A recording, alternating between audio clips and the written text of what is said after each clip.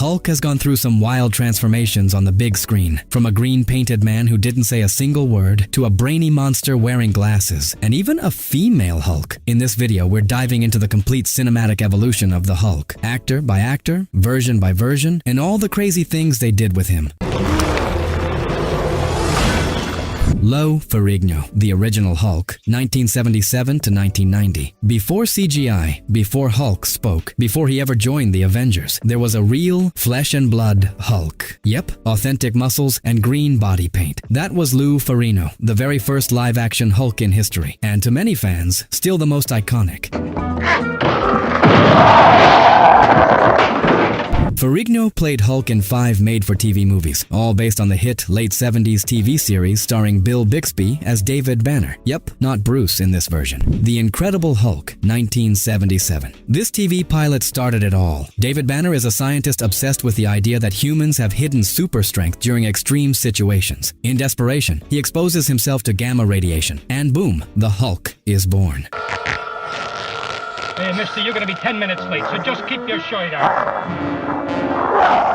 This one plays out like a tragedy. Banner isn't after power, he's after answers, and he ends up cursed with a double life. Ferrigno, painted head to toe in green, wig on, heavy eyebrows, and not a single line of dialogue, still steals the show. Every transformation turns the drama into something visual and raw. The movie was such a hit, it kicked off a 5-season TV run. The Return of the Incredible Hulk, 1977. Also known as Death in the Family, this is a direct continuation. Banner is still on the run from the military, trying to keep his curse under control. Here, he helps a young woman with family and health troubles. We see Hulk not as a threat, but as a silent protector, smashing doors, walls, and cars, but also saving lives. Ferrigno keeps that confused beast expression, almost sad. The look, still big, still wild, still human. The Incredible Hulk returns, 1988. Here's where things get interesting. Banner's been living in peace for years until an old colleague shows up, bringing with him the legend of Thor. Yes, Hulk meets Thor in 1988, but this isn't Chris Hemsworth's Thor. This is a beer-drinking, fight-loving Viking warrior. And of course, when he runs into Hulk, they throw down. The Hulk versus Thor fight is the highlight. Clumsy but fun, like a slow-motion wrestling match.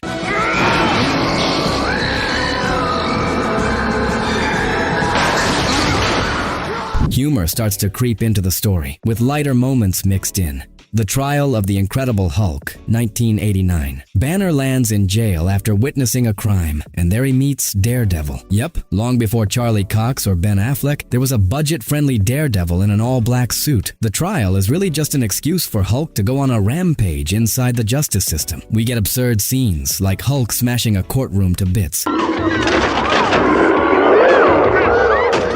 But also some darker moments. Ferrigno stays stoic as ever. No matter the script, every time he appears, he dominates the screen with sheer presence. The Death of the Incredible Hulk, 1990. The end of an era. Banner is tired, worn down, ready to finally cure himself. He teams up with a scientist who's trying to help, but fate has other plans. In the final battle, Hulk jumps from a burning plane to save her, only to die upon impact with the ground. It's slow, silent, and yes, it hits you right in the heart. Ferrigno gives his most emotional performance as Hulk, a sad but powerful goodbye. The monster finally finds peace. Eric Bana, the most introspective Hulk, 2003. After the classic 70s and 80s Hulk, Marvel decided it was time to bring the Green Giant to the big screen, with a big budget, CGI effects, and a deeper approach. Enter Hulk, 2003, directed by Ang Lee, with Eric Bana as Bruce Banner. Here, Bruce is a shy, reserved scientist haunted by a tragic past. When an experiment goes wrong, he's exposed to gamma rays, awakening the beast within.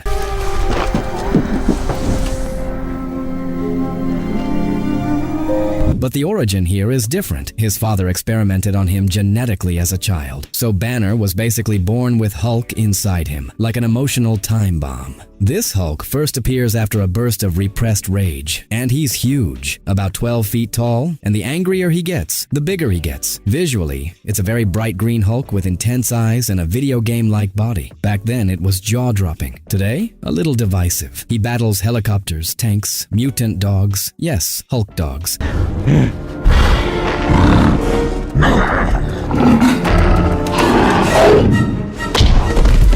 And also has surprisingly poetic visual moments. This Hulk doesn't talk, he just roars. He's savage, but also vulnerable. There are scenes where he looks like he's about to cry, like a child trapped in a monster's body. The father-son conflict is key. The climax has Hulk facing his father in an energy-based battle, more symbolic than physical. Some call it an underrated masterpiece. Others say it was too slow and philosophical for an action movie. It never got a sequel, but it opened the door for what came next. Edward Norton, the MCU's Fugitive Hulk, 2008.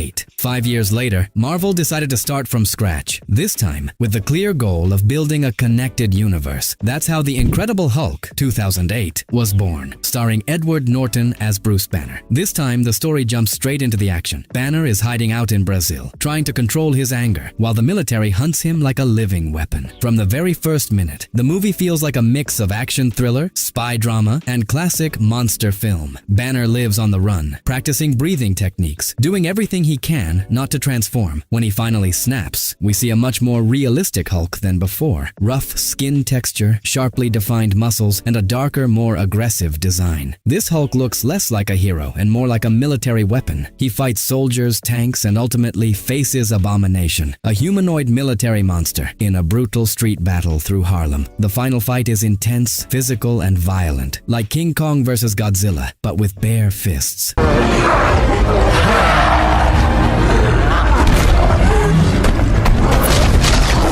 While Norton's Banner is more serious and cerebral, he also shows strong emotions: guilt, love, desperation. His relationship with Betty Ross adds a romantic layer to the story. This film is officially part of the MCU. Tony Stark even pops up in the post-credits scene, tying everything to Iron Man. A sequel was planned, but Edward Norton didn't return. Marvel had creative differences with him and replaced him with Mark Ruffalo in the Avengers.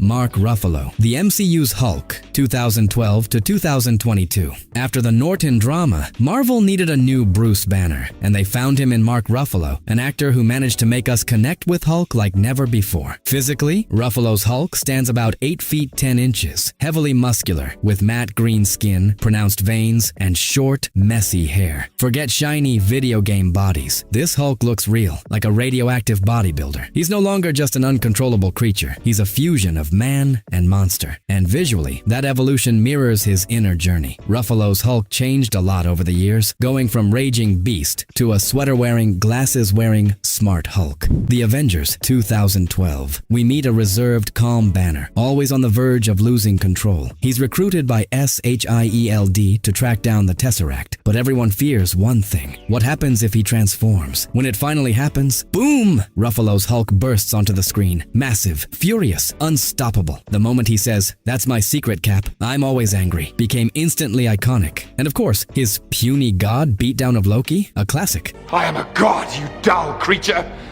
and I will not be bullied by that. Avengers: Age of Ultron, 2015. In this sequel, Hulk is more conflicted, especially due to his relationship with Natasha, Black Widow. There's chemistry, tension, but also fear. Hulk believes he's a monster who can never have a normal life. Wanda manipulates his mind, causing him to lose all control, leading to him destroying half a city. Only Iron Man in his Hulkbuster armor can stop him in a massive, destructive, and emotional fight. In the end, Hulk leaves on a Quinjet, choosing to disappear from the world. A sad exit for a Hulk who no longer wants to hurt anyone. Thor: Ragnarok, 2017. And then everything changes. Hulk is back, but now he talks, he laughs, he cracks jokes. Thor finds him on the planet Sakaar, living as a famous intergalactic gladiator, adored by the alien crowd. Banner. Hey, Banner. Here, Hulk talks like a big kid, saying lines like "Hulk not friend of Banner," and bickering with Thor like they're siblings. He's more expressive, charismatic, even playful. His look changes too, less beastly, more proportionate, with a warrior-style haircut. This Hulk is a full-fledged character, not just a rage monster. And of course, the Hulk versus Thor arena battle is one of the MCU's most epic and funniest fights. Avengers: Infinity War, 2018. Big surprise here. Hulk starts strong, fighting Thanos.